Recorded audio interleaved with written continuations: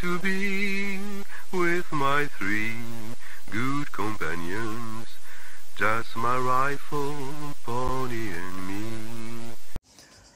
Salut Samir, c'est Nicolas de Tsunami. Je t'appelle pour parler de Lilium de Fritz Lang, son film français, tu sais, qui est sorti en 1934. Pour ton projet là dont tu me parlais, tu sais, c'est le film qu'il a fait dans sa transition entre sa période allemande et sa période américaine. Et tu vois, lui, il a fait un film de transition entre deux pays. Moi aussi, je suis en transit. Là, je suis arrivé en France. Peut-être que t'entends les cigales derrière, je sais pas. Ça dépendra. Mais écoute, c'était super généreux comme cinéma. C'était hyper intéressant. Déjà de voir Fritz Lang tourner dans le pays du cinéma réaliste français de ces années-là, dans ces années-là, vu que c'est en 34. Il les a inspirés avec ses jeux d'ombre très connus de ses précédents films allemands. Et là, il fait pareil, mais en France. Et donc, il te met en scène ce Lilium, là, ce mec qui travaille dans une espèce de fête foraine. Le film commence dans un carrousel et c'est un peu le bad boy, bon à rien, mais que tout le monde trouve trop beau. Et il y a Julie qui va tomber amoureuse de lui. Et là, lui aussi, c'est parti pour une petite romance. Et Julie, elle tombe amoureuse, puis enceinte. Et lui, il s'y attendait pas, quoi. Donc, c'est parti, il faut trouver de l'argent, du travail. Et le pauvre Lilium, à la moitié du film, quoi, il va mourir, il va se suicider. Mais justement, c'est ça qui fait la force du film, quoi. C'est que Fritz Lang, il est généreux. En plus d'être dans une période de transition plutôt ambiguë par rapport aux forces morales en jeu, entre se suicider quand ta femme attend un enfant, faire un film qui critique des gens qui désertent quand toi tu pars de l'Allemagne. C'est assez intéressant, quoi.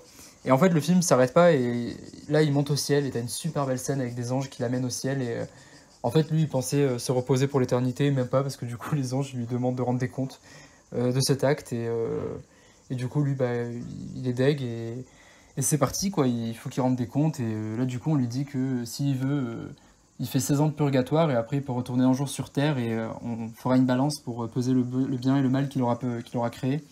Et du coup, il accepte et au bout de 16 ans, il va découvrir sa fille. Donc en fait, il a eu une fille et le pauvre, ça va trop mal se passer. Il va lui mettre une gifle sans faire exprès. Donc t'imagines la balance qui penche bien du côté du mal. Et puis, il va revoir sa fille, va voir sa mère, la veuve, son ancienne femme. Et finalement, le souvenir va l'emporter et la balance du bien va marcher. Et c'est rigolo parce que s'il y a le jugement sur Terre comme sur le ciel et au ciel et que c'est pareil, le jugement juridique, c'est un peu la critique pour les cinéphiles, quoi.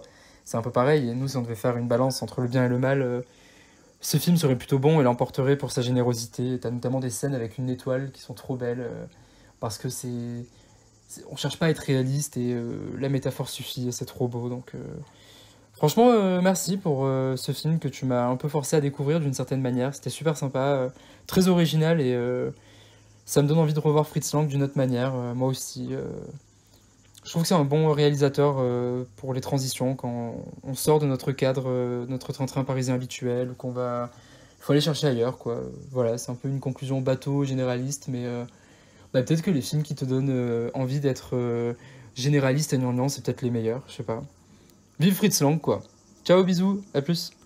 Up arrive in the canyon, that's where I long to be, with my three good companions, just my rifle, pony and me.